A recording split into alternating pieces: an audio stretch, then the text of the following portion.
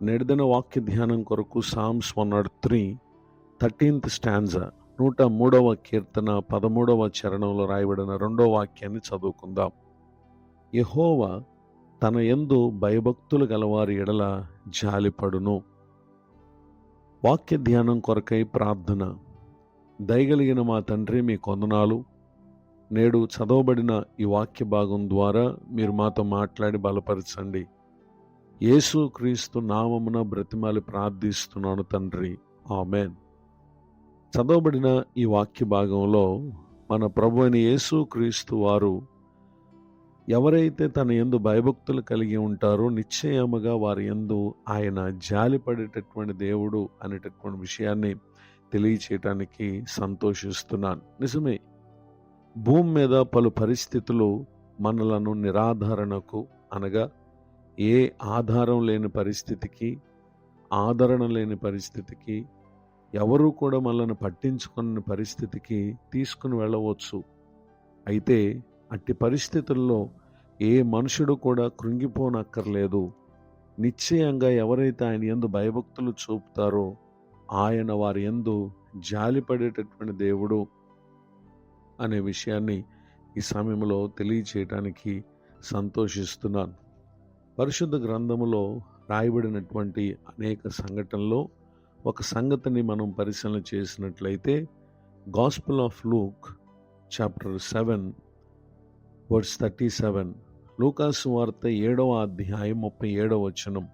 ఆ ఊరిలో ఉన్న పాపాత్మురాలైన ఒక స్త్రీ యేసు పరిసేని ఇంట భోజనమును కూర్చున్నాడని తెలుసుకుని ఒక బుడ్డిలో అత్తరు తీసుకుని వచ్చి, వర్స్ 38 38వ వచనం, వెనుక తట్టు ఆయన పాదముల యొద్ద నిలవబడి ఏడ్చుచు కన్నీళ్లతో ఆయన పాదములను తడిపి తన తల వెంట్రుకలతో తుడిచి ఆయన పాదములను ముద్దు పెట్టుకొనెను.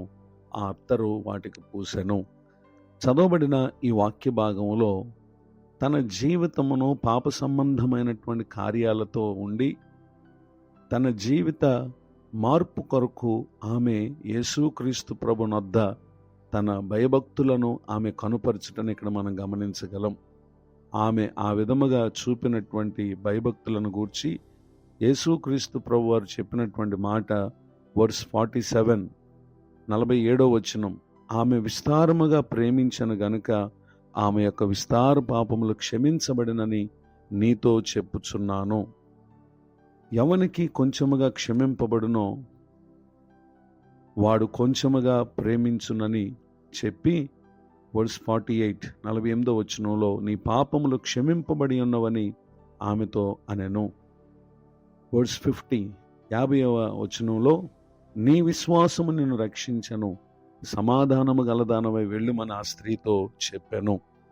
ఈ మాటలు వింటున్న నా ప్రియ సహోదరి సహోదరులు, తన పాపము నుండి విడుదల యేసుక్రీస్తు ప్రభు దగ్గర మాత్రమే ఆమెకు లభిస్తుందని గుర్తించింది. ఎందరో శరీర సంబంధమైన స్వస్థత కొరకు యేసు ప్రభు దగ్గరకు వచ్చారు. కానీ ఈమె తన పాపము నుండి విడిపింపబట్టకు వచ్చిన విధానాన్ని చూసినటువంటి యేసుక్రీస్తు ప్రభువారు తెలియపరిచిన మాట, నీ విశ్వాసము నిన్ను రక్షించను. ఈ మాటలు వింటున్నటువంటి నా ప్రియ సహోదరి సహోదరులు, మన స్థితి ఎలాంటిదైనా ప్రభువు పట్ల మనం భయభక్తులు చూపితే ఆయన ఒక తండ్రి తన కుమారుల ఎడల జాలిపడినట్లు ఆయన యందు భయభక్తులు గల వారి ఎడల ప్రభు జాలిపడతారు. ఒకవేళ మానవులు మిమ్మల్ని పట్టించుకోవట్లేదా? ఎవరు మీ ఎడల కనికరము చూపక కఠినముగా ప్రవర్తిస్తున్నారా? అధైర్యపడకండి.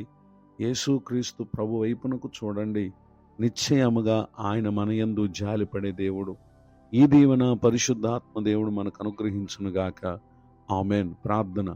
కృపగల మా తండ్రి, మీ కొందనాలు. నేడు విన్న ఈ మాటల ద్వారా మీరు మమ్మల్ని దర్శించినందుకు స్తోత్రం. పరిచర్లను, దైవ సేవకులను, వారి కుటుంబాన్ని దీవించండి. నూతన సంవత్సర దయాకిరీటాన్ని పొందిన వారిని ఆశీర్వదించండి. ముందున్న కాలమంతా కృపాక్షేమలు అనుగ్రహించి మీ పట్ల భయభక్తులు చూపటం వల్ల కలిగి దీవెనకు మా ప్రియులు పాత్రులగునట్లుగా సహాయం చేయమని యేసుక్రీస్తు నామములో ప్రార్థిస్తున్నాను తండ్రి, ఆమెన్. తండ్రి, కుమార, పరిశుద్ధాత్మ దేవుడి తోడు నడిపించునుగాక. ఆమెన్.